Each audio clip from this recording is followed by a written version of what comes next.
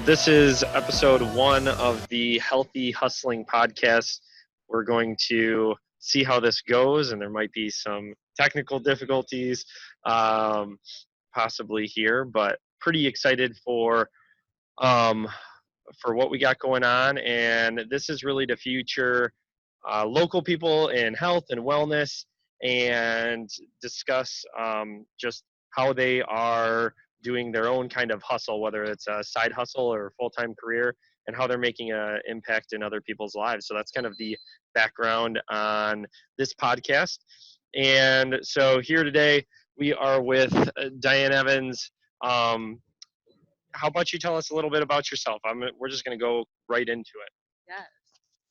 Hi, happy to be here. I am Diane Evans. I am a nutritional therapist or nutritional therapy practitioner and a restorative wellness practitioner. So what that means is I help women heal their gut so that they can balance their energy, their hormones, and their skin. Yeah, that's awesome. And obviously very beneficial. So it sounds like you really specialize in helping with women specifically and a lot of women's health. What do you feel like is the greatest part about working with, your niche and working with women in particular? What do you find is most beneficial for them? Well, most of my clients and the students in my program, they are very driven. Some of them are what we call recovering perfectionists. They work really hard. And so that's awesome. They get great results in their work, their businesses if they own their own. But then a lot of times their health gets put on the back burner.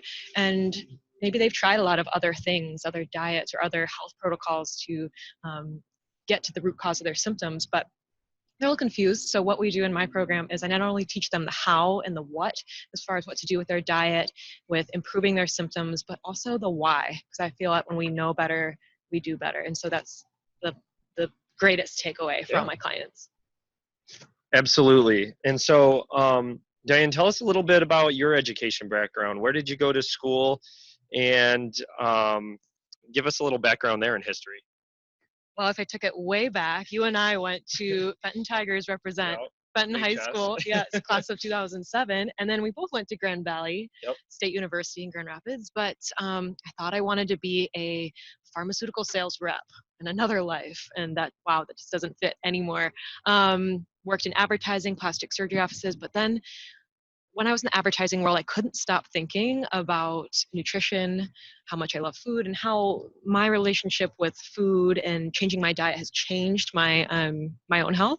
So after I was unexpectedly laid off a few years ago, I decided to go for it, and I enrolled in the Nutritional Therapy Association, and they are all about holistic nutrition and supporting bioindividuality. So that really resonated with me, and that is the idea that no one diet is right for any one person, and really starting with whole, nutrient-dense, real food as a way to support the body's ability to heal. And I just love that message.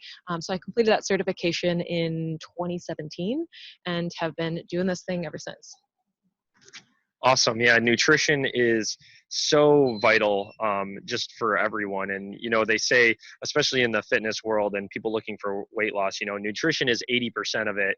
And the other percent is really the exercise and what you're doing throughout the day. So I, think that what you're doing is just awesome and really helps to change people's lives and change not only how they live their life, but how they feel and help them just to live a more prolonged and just healthy, balanced overall life, which is just great. So who is your biggest role model and influence in your life, and how did they influence you to be where you're at today?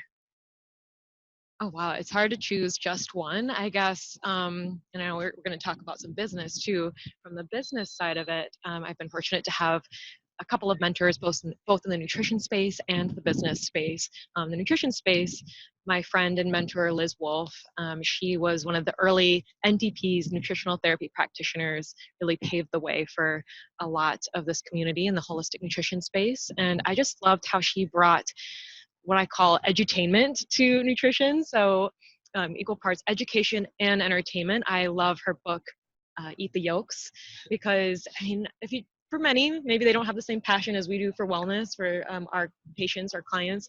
And I love how she made it fun. And I thought, wow, like being healthy doesn't have to be boring. It doesn't have to be this really clinical, boring knowledge about the gut. I like how she broke it down, the why and the how. So that was really cool. And then also, one of my first business mentors, Rachel Bell. You can follow her on Instagram. What's her Instagram handle? It's just Rachel Bell, RACHELBELL. So she started with coaching health and fitness coaches, whether that was a side hustle or they wanted to make it a full-time hustle. And I worked with her last year. And beyond just the practical business advice that she gives, I realized that mindset work is such a big part of owning your own business. And mindset's also a big piece of what I do with my nutrition clients as well. So love both Liz Wolfe and Rachel Bell. Yeah. Awesome. Yeah. And I've followed Rachel also on like Instagram and social media. She does an awesome job. So even if you're just looking for some helpful tips and everything like that, she is just an awesome person to follow and get some different ideas from. So in regards to your business and what you do, and it's DITEA Wellness, correct? Did I say that right? Yeah. And then we know you really focus in on women, but who is your ideal client? Who do you really like to work with? It's a great question. So my ideal client is a woman who is driven. She might own her own business or her own side hustle. And the reason I love working with those go-getters is I notice that even when they have things full on their plate, they recognize that they want to up-level their health so that they can continue to be awesome at what they do without burning out. So most of the women that I work with, they are healing their gut. They had some gut issues. Maybe they want to get off the hormone birth control pill. I know that is an excellent tool for a lot of women for many years until it's not. And I just love seeing women who are ready to take charge of their health instead of just be kind of like a spectator or letting life happen to them. So those go-getters, those are my favorite women to work with, near and far. Yeah, absolutely.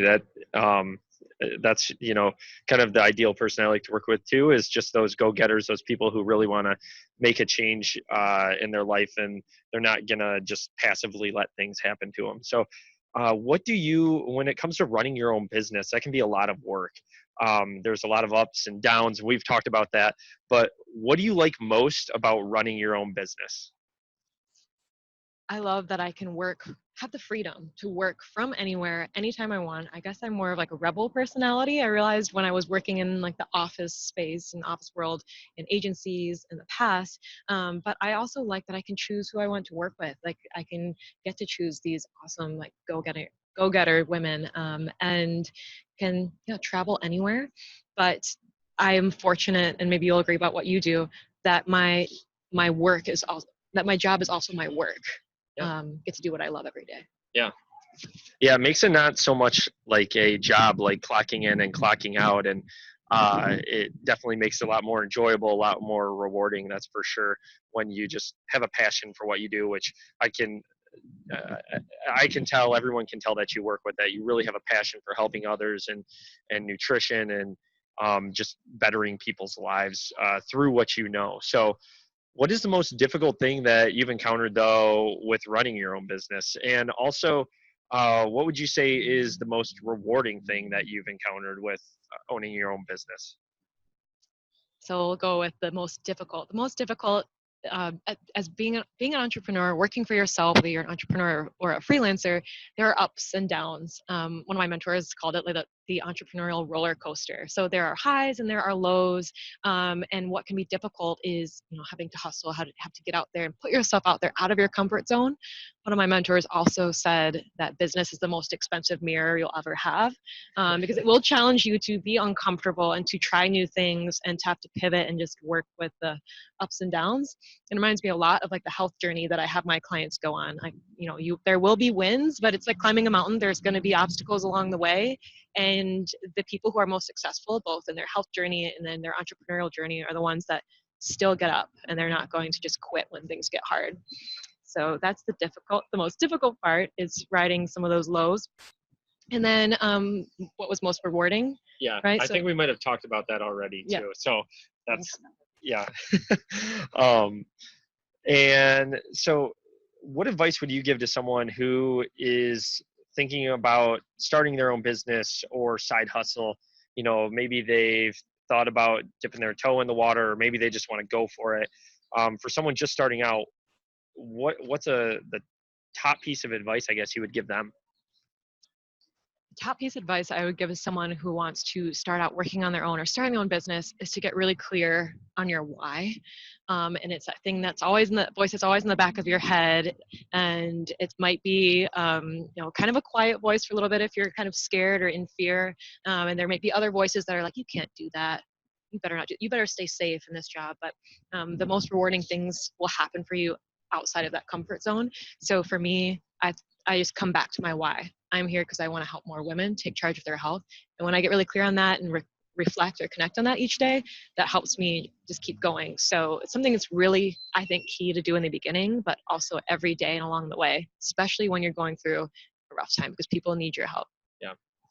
And, I think you hit it right on the spot right there in terms of knowing your why. And it needs to be something that's really true to you, and it's going to be different from every person. And really being able to reflect on that, because without a doubt, I think we all have our self-doubts. Even if you're not in your own, have your own business, you have your own self-doubt and you question yourself at times and you say, am I good enough? And you have those little voices in your head. But I think you hit it right on the head. Your why needs to just kind of scream at you and take over when the tough times happen and when those moments of self-doubt happen, for sure. Yes. And another mentor recently said what is it costing you if you don't do this? Right? Like most people have these ideas of things that they'd like to do someday, or I'd like to start that side hustle or work for myself. But what is it costing you, not only financially, but like in terms of fulfillment or emotionally for you to play small?